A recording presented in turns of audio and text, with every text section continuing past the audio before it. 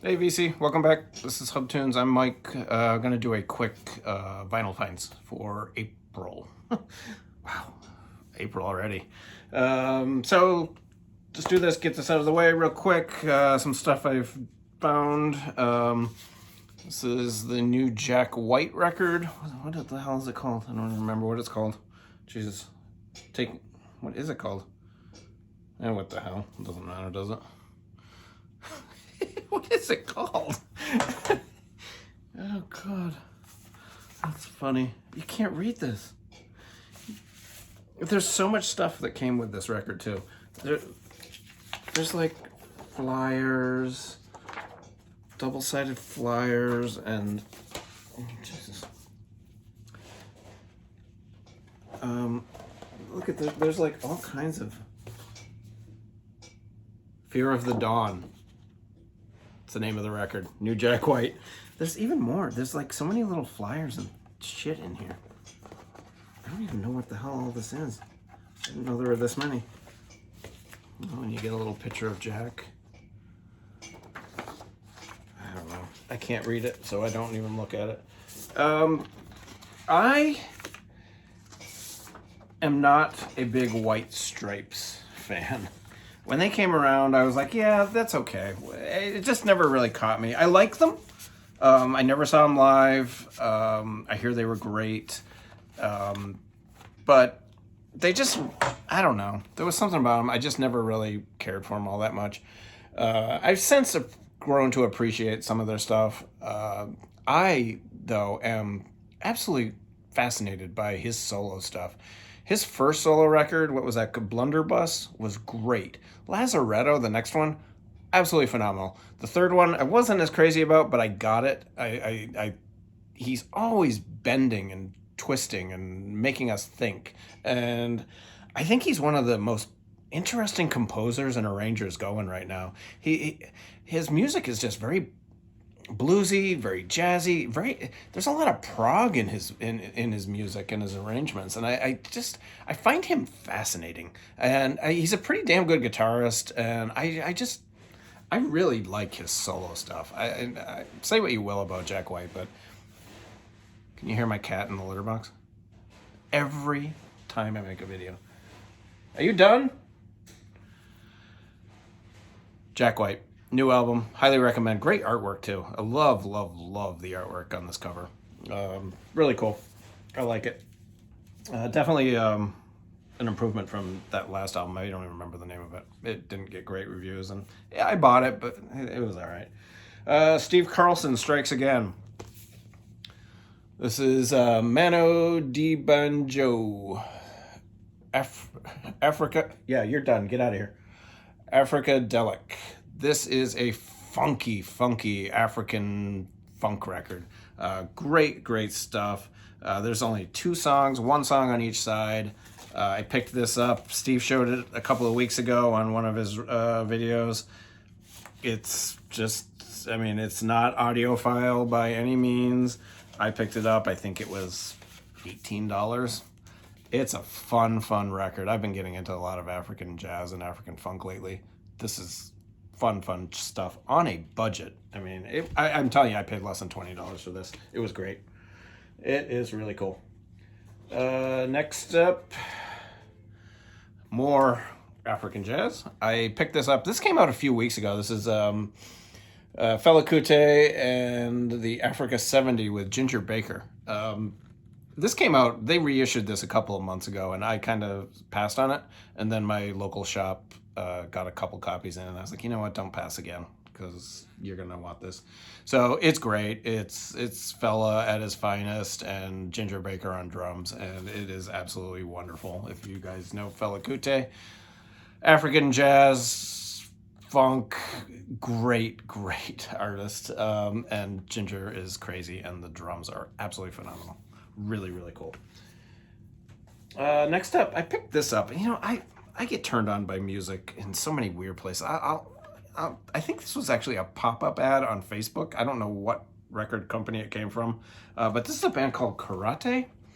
I was not familiar with them. They have been around for a while. They're actually playing Pitchfork Music Festival here in Chicago. in a couple of weeks. I'm probably not going because it's very expensive and very crowded. But yeah, Karate, this is a really cool. The bed is in the ocean. Really cool jazz rock, more rock than jazz, but cool guitar work. Excellent. They're on the Numero group, which is actually based out of here in Chicago. It's actually right down, not far from my house. And this was a reissue, and it's kind of cool. It is. And I really like it. I've listened to a couple of their other records. I don't like them as much as this. This is definitely my favorite. I think they're from the East Coast. They've been around for quite a while. But beautiful packaging, tip-on jacket, solid release, and it sounds excellent. So was happy to pick that up. It was a blind buy, a band I really didn't know anything about. Definitely knew what this was. Super excited for this. This is my favorite ELO record, the Mobile Fidelity Super Vinyl of El Dorado. I like this record. This is probably my favorite ELO record, definitely. I don't like their more poppy-ish stuff. It's a really good time for them in their career. Sounds good. Sounds really good. I know some people were saying, it doesn't sound that great. Whatever. It's a Mobile Fidelity on Super Vinyl. Sounds awesome. Sounds just great. Another Mobile Fidelity in the collection. Very happy for that. I picked this up. I don't know. It was just a random pickup. It's not even in good shape. But I love this era of The Who. Odds and Sods, what's the one with Squeezebox? Who by Numbers. I love that era, and I did not have this on vinyl, so I picked this up. It's got Postcard, Now I'm a Farmer, Too Much of Everything, Glow Girl, Pure and Easy is a great song. Naked Eye, Long Live Rock. I like this stuff, and it was super cheap. It was really cheap. It's not in great shape, but it plays great. And then I think we're all on, we got jazz the rest of the way. You guys are gonna, I'm not the, I like early Coltrane. I like the Coltrane. I like Prestige Coltrane. When he gets on Impulse, he gets a little out there for me, and it's just not my wheelhouse. But I love the Prestige stuff, and this is great. Soul Train. This is one of the new reissues. Tip-on jacket. Absolutely sounds phenomenal. It's gorgeous.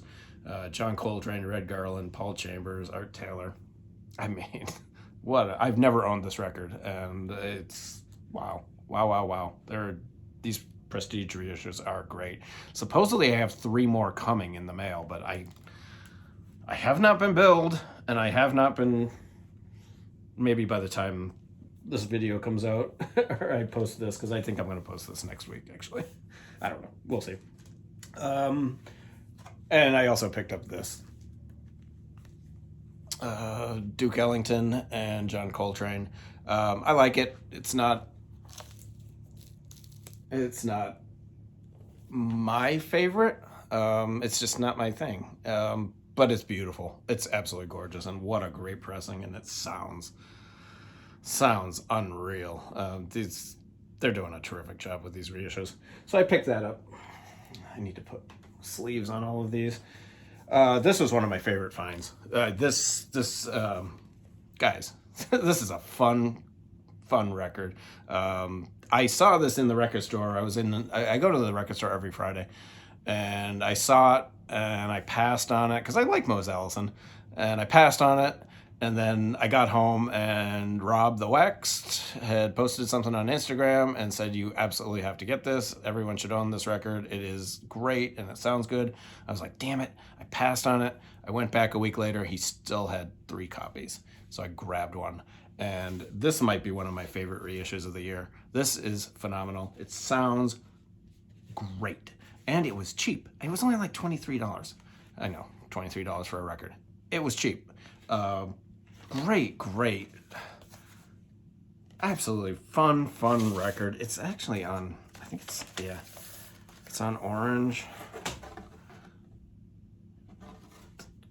great. I mean, it sounds wonderful. I don't worry about a thing. Mose Allison. If you guys like vocal jazz, just pick this record up. Even if you don't like it, just pick it up. It is a lot of fun. I was very, very pleased. This I'll do this next. I haven't listened to this yet. It's still in the shrink. I picked up the latest Blue Notes. This is Jackie McLean, Tipping the Scales. I have not listened to it. It's Sonny Clark, Butch Warren, Art Taylor. I've heard great things. I just haven't had the time. Maybe after this video. Have listened to this, which came out the same week. Red Garland, Sunny Red, Out of the Blue. Really, really pretty record. Sunny Red, Wynton Kelly on piano. Wynton Kelly carries this record.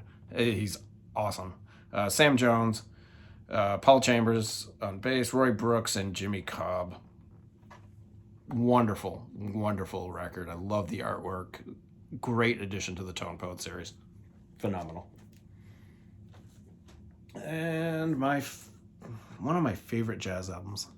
And I was super excited that they redid this. This is Matador by Kenny Durham. Impex Records, doing some of the best reissues out there. They don't get enough love or credit because the big boys are doing great. But Impex, I love Impex Records and everything they release. Absolutely phenomenal. It's all analog. Yeah, I mean, this is phenomenal. Who's on here? Do you want me to name off who's on here? I hate these stick. I'm changing all of these. This is beautiful. What a great job they did with this.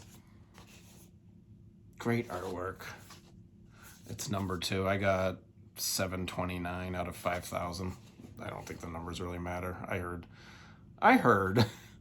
See if any of you have heard this. I heard the only number that matters is 1 through 100 because those go to the artists, the employees, and VIPs. Everything after that is just randomly numbered. You don't know if it's number 500 coming off the press. It could be 1,000 coming off the press. I heard it's completely random. And I heard that about almost every company. I'm sure there's some companies that don't, like the smaller guys, like maybe Impex. But that is something I heard. I don't know if it's true. Who the hell knows? But Matador, Kenny Durham, probably my favorite Kenny Durham record. Might be. I'm not keeping this. I hate these sticky. But it's got a nice, I'm not keeping it. Fuck it. Okay. You guys, stay well. I will talk to you soon. And questions, comments, snide remarks in the comments section. Bye. Nope.